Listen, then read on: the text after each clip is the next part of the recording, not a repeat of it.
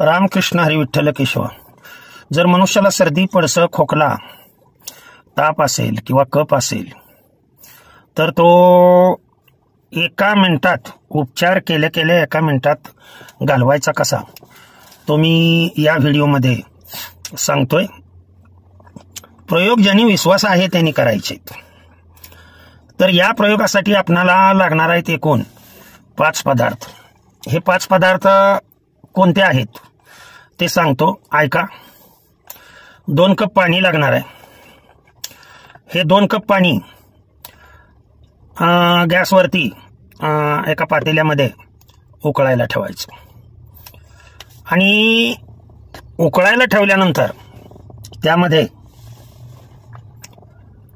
हे सांगतो ते पदार्थ तेवढेच असणे आवश्यक आहे.